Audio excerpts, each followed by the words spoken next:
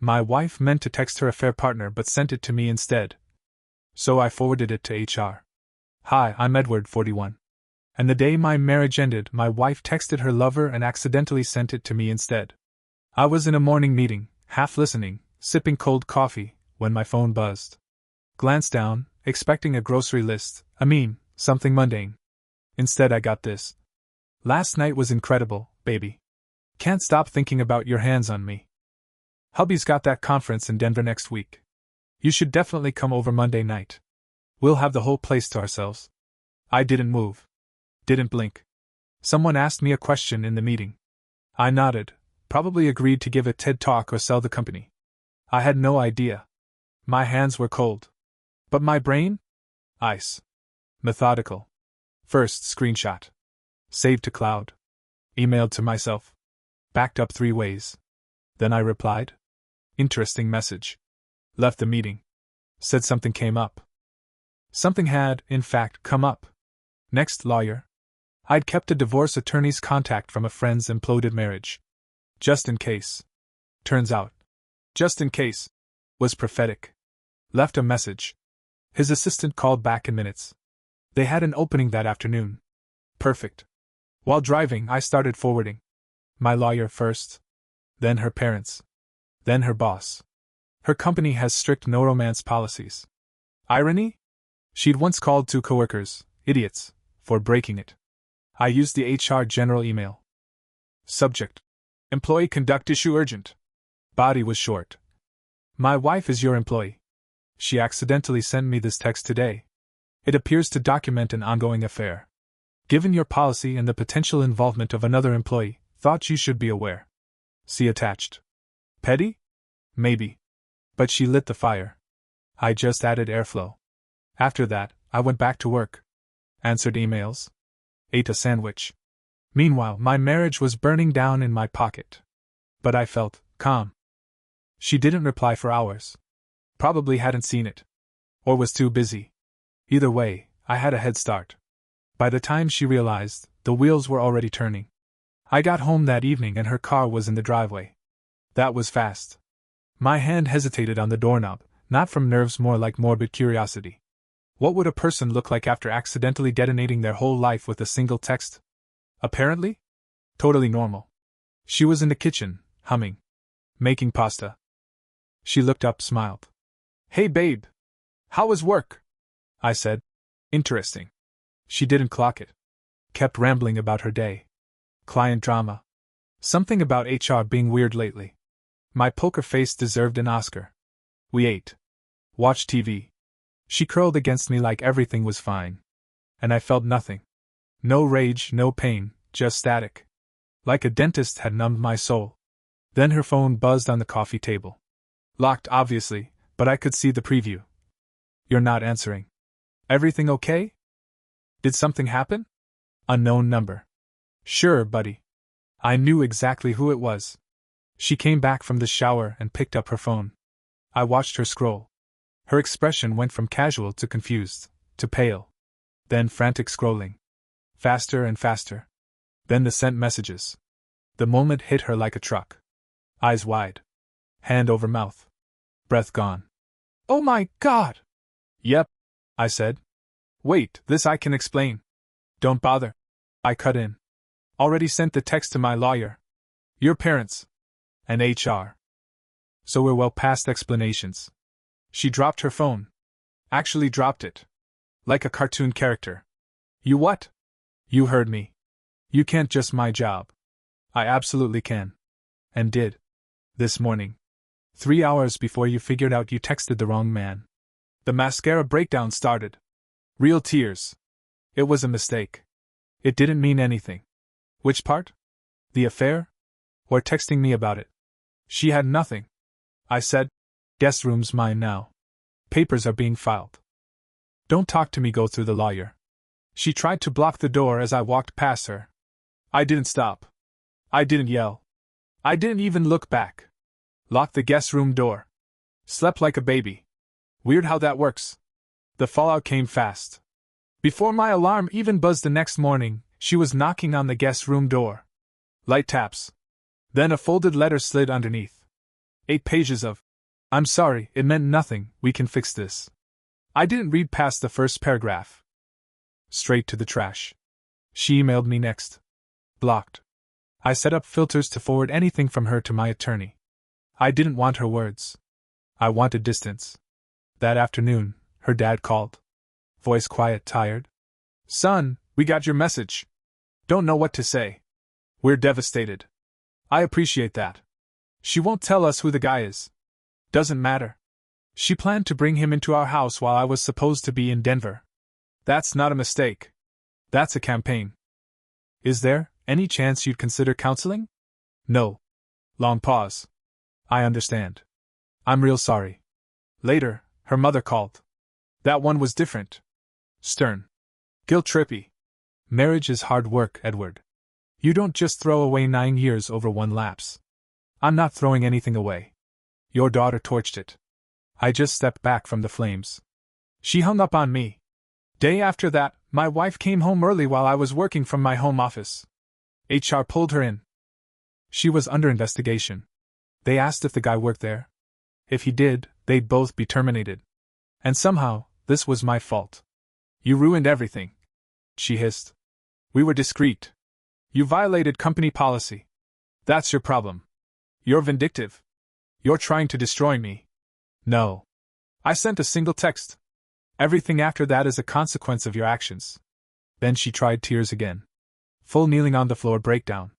Begging me to call HR. To tell them I misunderstood. Please, I'll end it. I'll do therapy. Whatever you want. You should have ended it before it started. When I said I wasn't calling HR, she screamed. Full banshee mode. Called me heartless. Picked up a framed photo from my desk and chucked it against the wall. Glass shattered. That was her final act. Get out, I said calmly. This is still my house. But this room? Mine. She slammed the door on the way out. Cried in the bedroom for hours. I put on headphones and played music loud. End of the week, my attorney had the divorce papers ready. Asked if I wanted to serve them personally or use a process server. At her office, I said. Let's be aggressive. She nodded. Process server. First thing Monday. It felt like justice in motion. Monday morning, she got served. At work. The process server said she cried immediately, right there in front of her boss and coworkers. Had to leave the building. I felt a twinge of sympathy for about 3 seconds. Then I remembered her plans to invite her affair partner into my house, in my bed, under the delusion I'd be in another state. Sympathy evaporated. Then her best friend showed up. Uninvited. Stormed right into the living room like she lived there. What the hell is wrong with you? She shouted. One mistake and you're trying to destroy her entire life? I blinked. One mistake? She's been sleeping with someone else. 4 months. Tried to schedule him into our marital home. That's not a mistake. That's a relationship. She's falling apart. She's not eating. She's not sleeping. She's upset she got caught. You're heartless. No. I'm just not her doormat anymore. She shifted tactics. But think of the memories. The history. You really want to throw away 9 years? She threw it away the second she told someone else to come over when I was out of town. She needs support. She needs to face consequences. The best friend called me some names. Stormed out. Slammed the door. I locked it behind her. Apparently, my wife had been staying with her. Fine. Let her stay there. 2 days later, I get a call from an unknown number. I answered. Stupid, I know. Edward? We need to talk. It was him. The other guy. Deep voice. Confident. Like a wannabe podcaster who thinks he's smarter than everyone else in the room. I'm the guy. He said. I didn't know she was married at first. It wasn't supposed to get messy. I didn't say anything. She's losing her job. Her family won't talk to her. You could have handled this quietly. That made me laugh. Handled it quietly? You were planning to sleep in my bed next week. It wasn't like that. We actually care about each other. Then you can help her find an apartment. Don't call me again. I hung up. Blocked the number.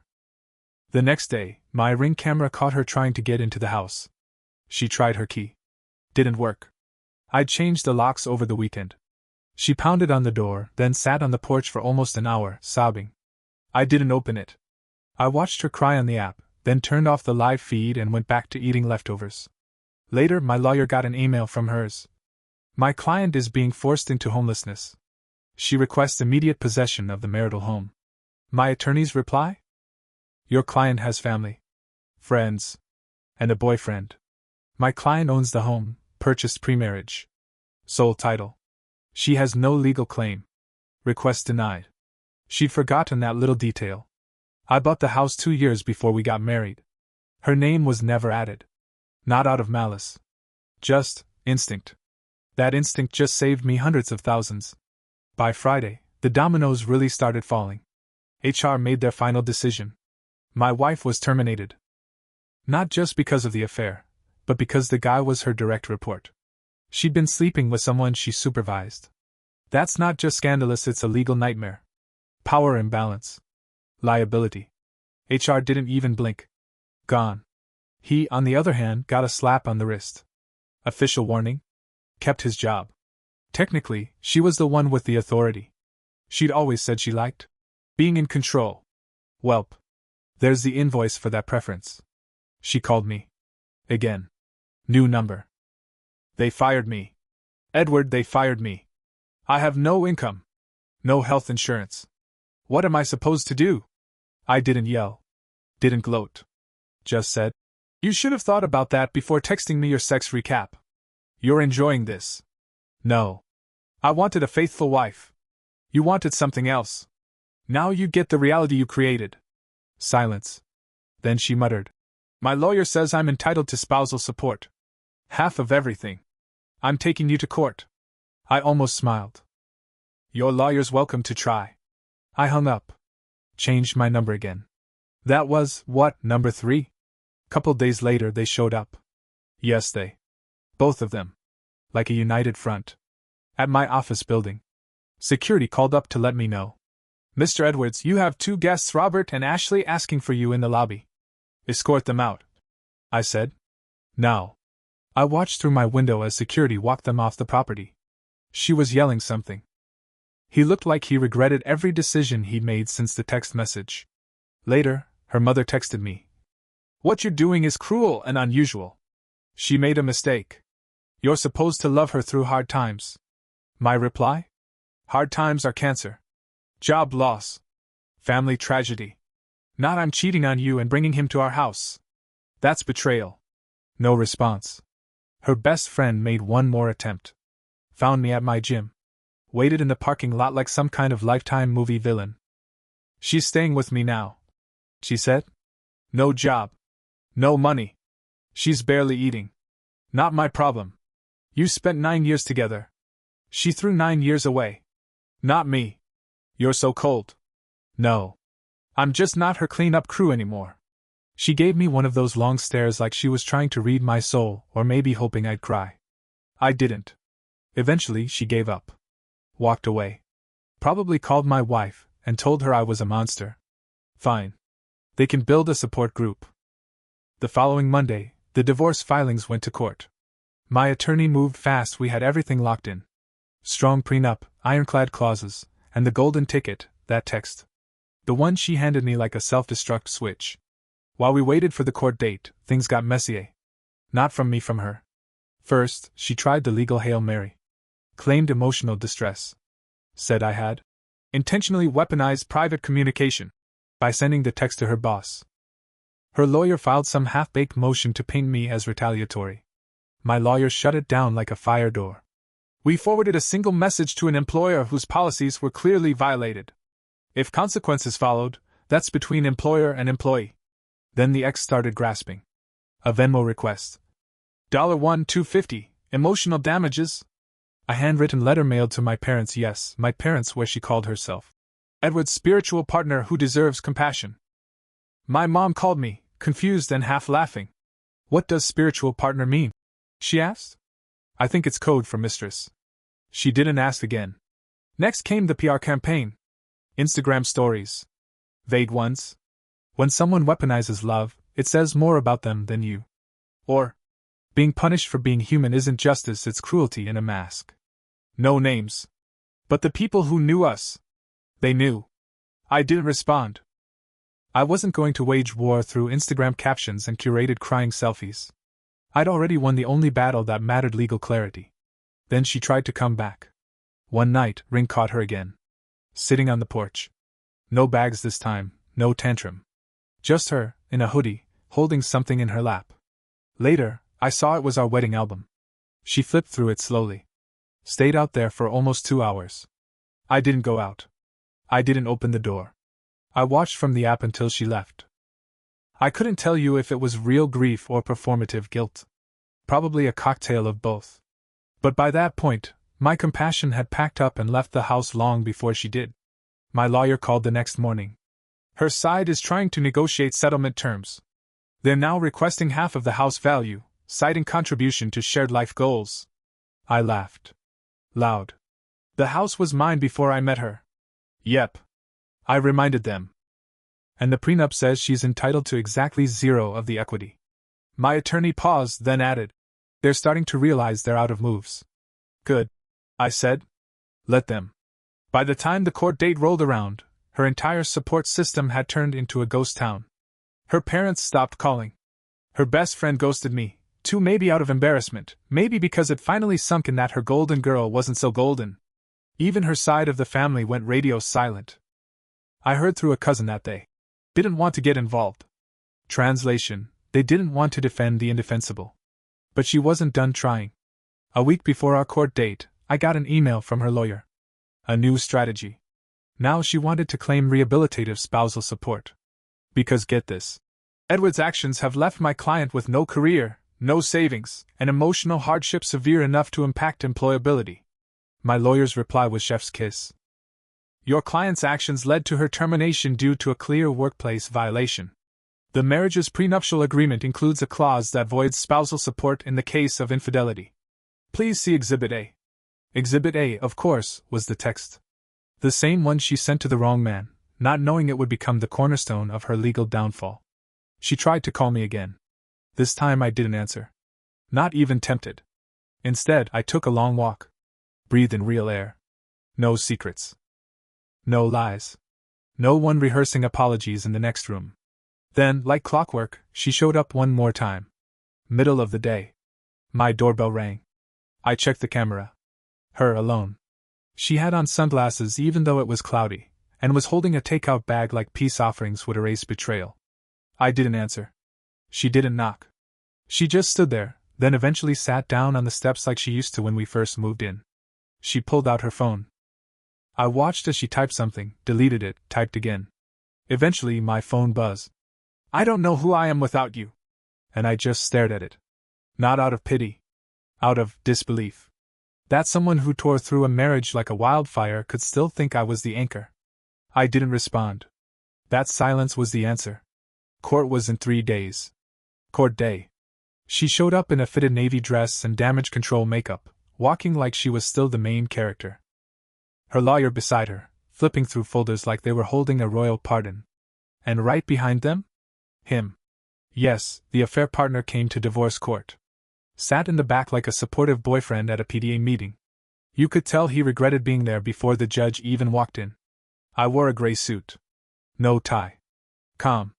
My lawyer was already reviewing our strategy for the 10th time, but we both knew the text message had already done the heavy lifting. We just needed the court to confirm it. The judge started with a question to her. "Ma'am, did you accidentally send this message to your husband instead of its intended recipient?" She swallowed. "Yes, Your Honor, but..." "And this message included an invitation for another man to visit your marital home while your husband was believed to be out of town. It wasn't like..." "Seems pretty clear from your own words." He looked down at the file. "You were planning an extramarital liaison in the shared home." Her lawyer jumped in. "Your Honor, while that message is unfortunate, the core issue is that my client is being left with no financial stability after a 9-year marriage." Judge didn't even blink. "There's a prenup. With a specific clause excluding spousal support in the event of infidelity. The plaintiff has provided direct evidence. There's nothing ambiguous here." Her lawyer tried pivoting. Claimed I weaponized her mistake by sending the text to her employer. Judge was done playing. Forwarding relevant evidence to an employer in line with their internal policies is not weaponizing. That's transparency. If her employer took action, that's between them and her. 42 minutes? That's how long it took. Final ruling. No spousal support. Asset division per prenup. House is mine. She keeps her car, her personal effects, her retirement account, and the legal bills she racked up trying to argue with concrete. Her mom cried in the courtroom. Her lawyer looked like she needed a new client by lunch. The boyfriend didn't say a word. As I was leaving, she followed me out. Makeup streaked. Voice breaking. I hope you're happy. I turned. Getting there. You destroyed my entire life over a mistake. No. You destroyed your life. I just declined to go down with it. I loved you. People who love don't do what you did. Then the boyfriend came over, arm around her. Come on, babe. He's not worth it. I looked at him, smiled. Good luck, man. Hope you don't have anything valuable in your name. And maybe, make your contact name really obvious in her phone. Just in case. He paled. She glared. I walked away. To my car. To my house. To the rest of my life. The aftermath wasn't explosive. It was quiet. Too quiet. My ex moved in with him. A mutual friend said they were making it work. In his one-bedroom apartment. He worked retail management. She was job hunting difficult, considering her last position ended with an HR investigation and a line on her record that read, ethics violation due to workplace relationship. Yeah. That's hard to explain on a resume. Meanwhile, I changed everything. I repainted the bedroom. Replaced every piece of furniture she'd picked. Got rid of the wine glasses we never used and the throw pillows she insisted were aesthetic. My house stopped feeling like a memory and started feeling like mine. Work took off. I got promoted. Turns out when you're not secretly being lied to at home, you sleep better, think better, show up better. I started seeing a therapist. Just to unpack things. Turns out emotional betrayal leaves a bruise you can't always see in the mirror. Funny part? I didn't miss her. Not even a little. I missed the idea of her.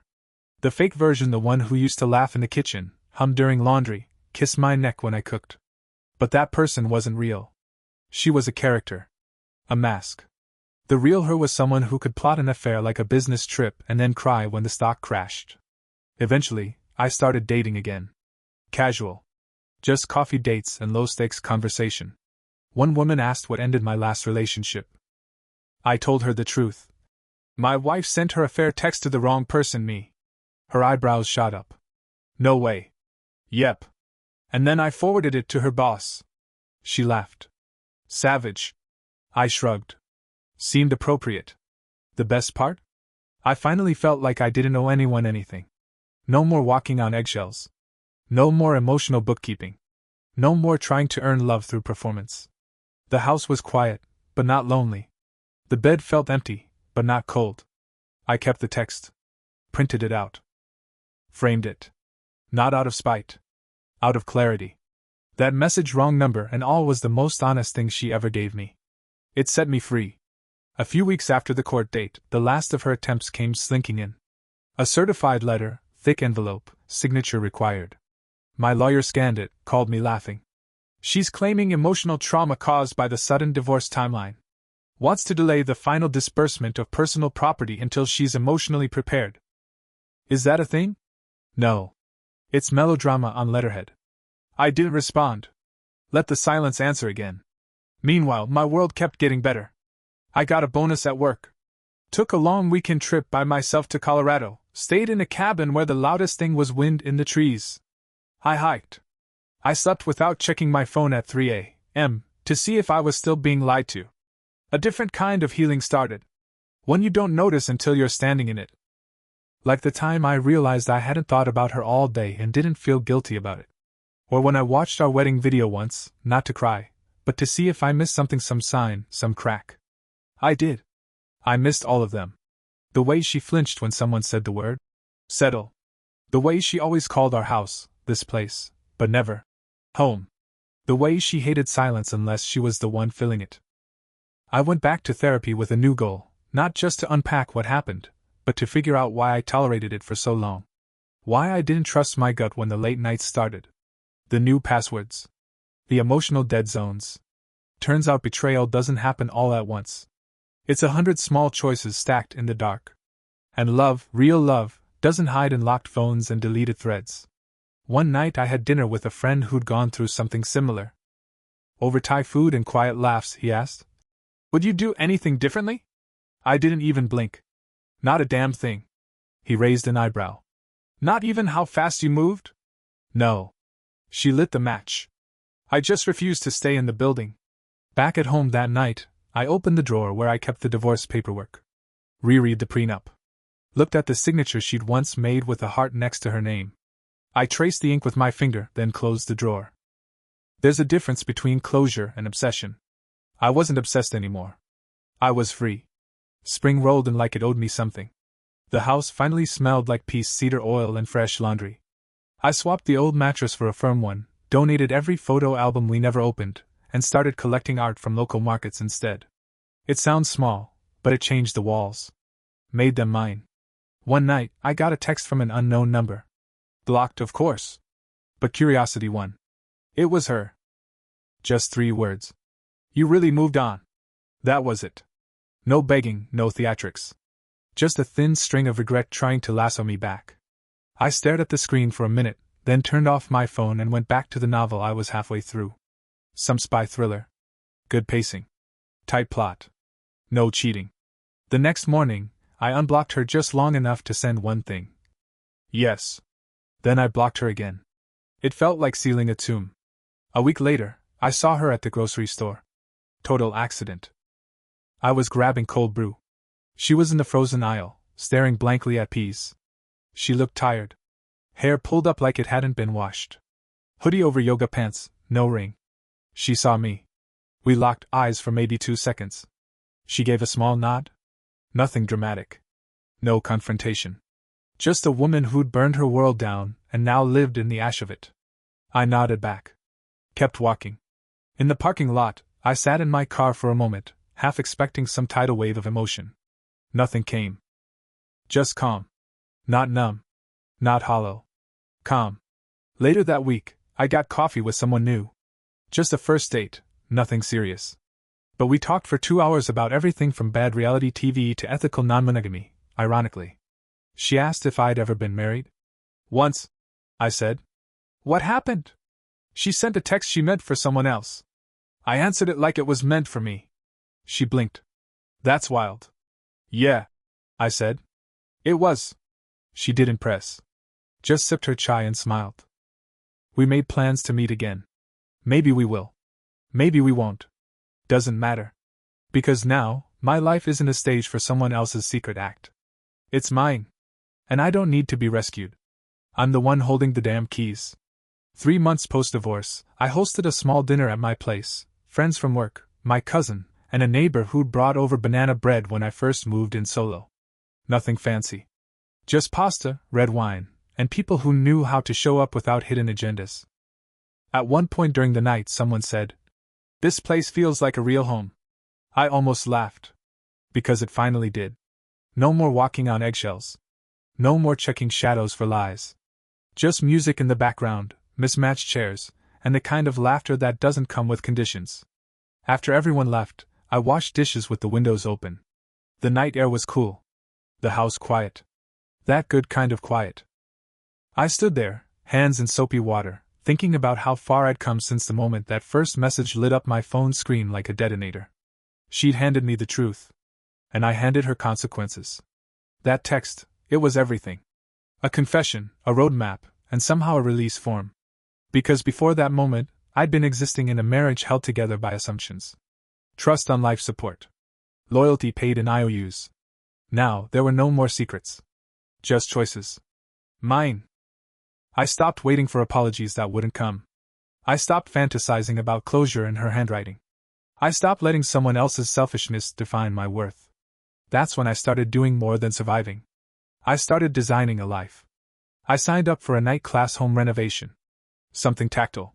Sawdust and drills. I wanted to build things that didn't lie. I started volunteering once a week at a local dog rescue.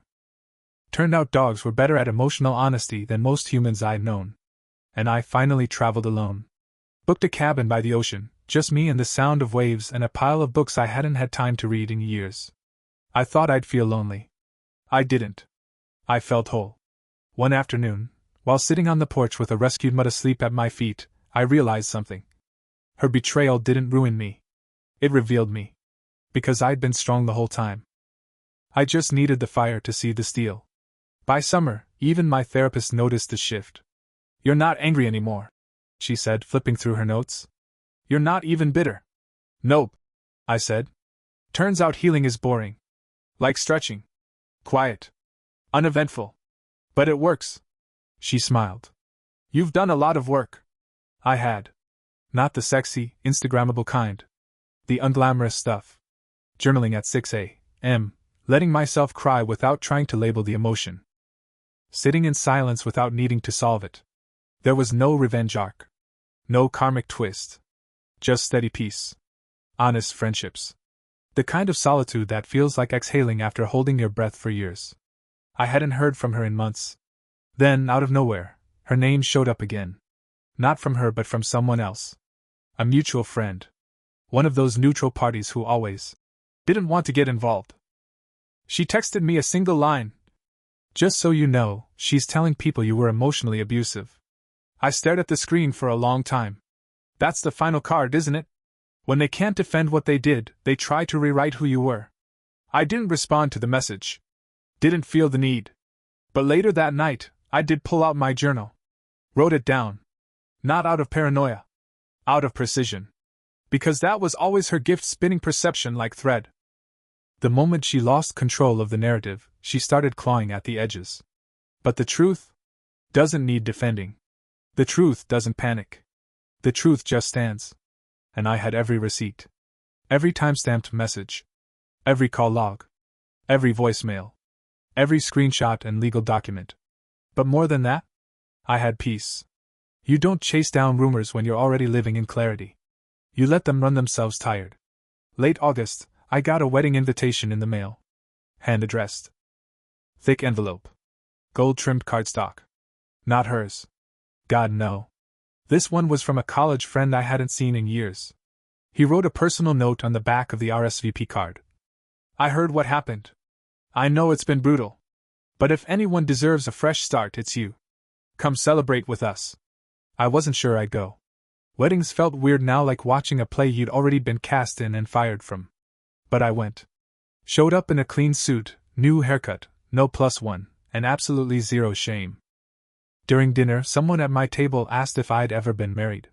I didn't dodge. "Yep. Once." She sent a text meant for her boyfriend to me. Divorce followed. Forks paused midair. Someone muttered, "Damn." I just smiled. Best thing that ever happened to me. The guy next to me raised his glass. To wrong numbers. We clinked. And just like that, I wasn't the guy with the tragic backstory anymore. I was the guy who got out. Who rebuilt. Who knew exactly what betrayal felt like and didn't let it define him. That night I danced. Not out of joy, not out of spite, just because I could. Because my legs worked and the music was good and nobody was tracking my phone location or gaslighting me into apologies I didn't owe. On my way out, I ran into the groom. He pulled me into a hug, then held me by the shoulders and said, "Seriously, man. You look good. Happier. Like free." "I am," I said. "I really am." I got home late, shoes in hand, jacket slung over one shoulder. My place smelled like lemon and clean sheets. I poured a whiskey, sat on the couch, and let my phone stay silent. No check-ins. No emotional weather reports. No, "Where are you?" texts laced with passive aggression. Just quiet. The honest kind. The earned kind. The kind that tastes like peace. Autumn settled in like an exhale. The trees out front turned gold without asking for permission. My neighborhood got quieter. Kids back in school. Porch lights flicking on at sunset. Life moved not fast, not dramatic. Just forward. I realized I hadn't thought about her in weeks. Not once. Not until I got a package. Plain brown box. No return address. Inside, a photo album. The one we'd started on our honeymoon. The one I thought she'd kept. It was filled with Polaroids, ticket stubs, even the receipt from the cafe where we had that long, slow breakfast in Barcelona. Taped to the last page was a note. "I figured you might want these. I don't know who that girl was either. I'm sorry." No signature. Just that. I sat there holding it, waiting to feel something: anger, sadness, maybe the old ache. But all I felt was perspective. It was like flipping through a yearbook for a school you no longer went to.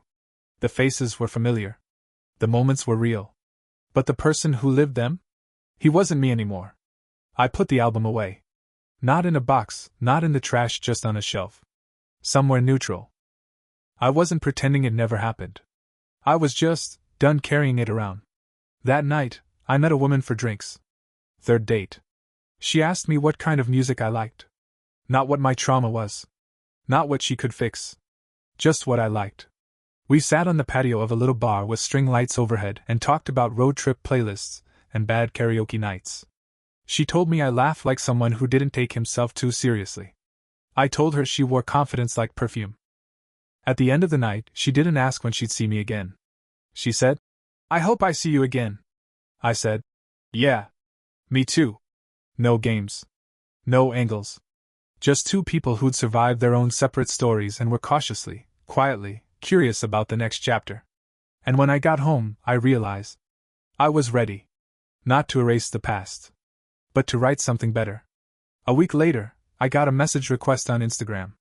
The username didn't look familiar. Profile photo was a quote on a pastel background. The kind that screams, "Self-care influencer with a messy personal life." I almost ignored it. Then I saw the name. His name. The guy. The affair partner. The one who stood behind her in court like a rental backbone. I opened the message. "Hey man. I know you probably don't want to hear from me, but," she left. Just packed up one day. Took my car, maxed out a card, and disappeared. Said she needed time to figure herself out. Haven't heard from her in weeks. If she reaches out to you, can you tell her I just want closure? I stared at it, blinked twice, and actually laughed out loud. Closure. Closure. Like he just realized cheating with a married woman might come with a boomerang. I didn't respond. I didn't block him either. I left the message unread. Let him feel the quiet. Because that's the real consequence no one warns you about. Not court. Not job loss. Not financial fallout. It's being left with the version of yourself you became during the worst of it. And he? He had to sit with that guy. Not my problem. My life kept moving. The woman I'd been dating, her name was Claire. We kept going. Hiking on Sundays. Farmers markets. Once, she brought over lasagna and we ended up slow dancing in the kitchen to a bad 90s playlist. We laughed so hard we nearly dropped the wine bottle. She never asked for the whole story. Just little pieces, when they came naturally. No pressure. Just space. One night, sitting out on my porch, she said, "You seem like someone who learned everything the hard way." "I did," I said. "But I learned." She took my hand. "That counts." And it did. Because I'd built this version of my life from the wreckage. Brick by brick. Boundary by boundary. And it stood. Not perfect. But strong. Winter came early that year. First snow hit in November. I was driving home from Claire's, windshield wipers clicking steady, streets quiet under a blanket of white. Peaceful. My kind of weather, nothing to do but slow down, be present. Until I got home and found a letter taped to my front door. Envelope damp. Handwriting unmistakable. Her. I stood there on the porch, breath fogging, debating. Leave it? Burn it? Read it? I opened it. Edward. If you're reading this, I guess you're still at the house. I didn't know where else to send this. I'm not asking for anything. I just needed to say it. I messed everything up. Not just the marriage, but myself. I thought you'd never leave. I thought I could keep the lie going and still have you. That was cruel. I know that now. You didn't deserve what I did. No one does. You were good to me. Better than I ever deserved. And I repaid you with secrets. I hope you're happy. I really do. I hope you found someone who doesn't lie with a smile. I hope she sees you. I hope she stays. That was it. No return address. No phone number. Just guilt on paper. I read it once. Then I folded it neatly, took it inside, and slid it into the same drawer where the wedding album now lived. A museum of lessons. A time capsule of who I used to be. Not to dwell. Not to punish. Just to remember. I didn't tell Claire. Not because I was hiding anything, but because it didn't matter. I had no desire to respond. No fantasy of reconciliation. No residual ache. Just closure, handwritten and unsolicited. That's how I knew I was healed. When someone else's apology didn't reopen the wound. It just confirmed it had scarred. February came with sleet and thaw and something softer than survival. Claire and I had been seeing each other for nearly 5 months now. No declarations. No rushing. Just consistency. She showed up when she said she would. She texted back without games. She laughed at my terrible cooking and never tried to fix me. One Saturday morning, she came over in a hoodie and fuzzy socks, holding a coffee she knew I liked without asking. She looked around my living room, now fully redecorated, new shelves, new art, a record player spinning something slow. "You know," she said, curling into my couch, "this doesn't feel like a place someone got divorced in." I paused. "What does it feel like?" She smiled. "Like someone healed here." I didn't say anything for a moment. Just nodded, let that settle. Because she was right. This wasn't the house where a marriage died anymore. It was the house where I came back to life. The calendar said Valentine's Day was coming. I didn't dread it. I didn't flinch when the hearts hit store windows. Claire didn't make a big deal out of it either. That night, we stayed in. I cooked. She brought dessert. We watched an old movie under a weighted blanket while the dog snored between us. At one point, I looked over and she was just there. Not demanding, not pretending, not performing. Just present. I realized I'd been waiting for the other shoe to drop. But there was no shoe. No drop. Just this steady rhythm I didn't know I was allowed to have. That was the moment I knew something had changed. Not with her, with me. I wasn't afraid anymore. Not of being left, or lied to, or losing everything again. Because I already had. And I'd survived. Spring arrived with no announcement. Just warmth sneaking into the windows, the sound of birds reappearing, and the soft scent of cut grass drifting through the open door. The kind of rebirth that doesn't ask permission, it just happens. It had been almost a full year since she sent that text. The one that detonated everything. The one she meant for him but gifted to me. I reread it once, months ago. Not to reopen the wound. Just to prove to myself it no longer had teeth. Last night was incredible, baby. I remember staring at it, not with rage, but with a kind of quiet disbelief. That a message meant to manipulate someone else had ended up setting me free. Because that's what it did. It ended the pretending. Ended the second-guessing. Ended the marathon I didn't know I was running, trying to keep a marriage alive while she was handing pieces of it to someone else in secret. She wanted passion with him, and security with me. Wanted to have the affair and the home-cooked dinner waiting when she got back. Wanted Denver on the calendar so she could light candles with someone else while our bedsheets still smelled like us. She didn't get to choose both. I sent that text to my lawyer, her parents, and her boss. Not out of vengeance. Out of clarity. She made a choice. I honored it with consequences. She called it vindictive. Her mother called it cruel. Her best friend called me heartless. But real love doesn't come with betrayal baked in. It doesn't leave secret trails through call logs and tucked away lingerie. It doesn't plan playdates with its affair partner while the spouse is busy printing boarding passes to nowhere. I think about the man I used to be. The one who checked the locks at night, not just on the doors but on her phone. The one who walked on eggshells while telling himself he lived in peace. The one who interpreted silence as safety. He was tired. So damn tired. And he still gave everything he had. I don't miss her. I miss the version of me that believed her. The one who thought love meant compromise at any cost. Now I sit on the back deck with a cup of coffee and someone who shows up. Someone who doesn't flinch at hard conversations. Someone who tells me where she is not because I ask, but because she wants me to know. Claire isn't perfect. Neither am I. But we're honest. And that feels like oxygen. The other day, she asked if I had any regrets. If, given the chance, I'd have done things differently. Confronted my ex before sending the text. Asked for answers before action. I thought about it. Then I shook my head. She burned the house down, I said. I just refused to die in it. This is the life that came after. Simple. Steady. Mornings with pancakes. Evenings with mismatched socks and shared playlists. And a front door that locks. Not to keep people out, but to remind me who I let in. They say the truth will set you free. Sometimes, it shows up in your notifications. And when it does, you open it. You read it. And then you start walking toward the kind of life that doesn't need secrets to stay warm. Because the best revenge isn't fire.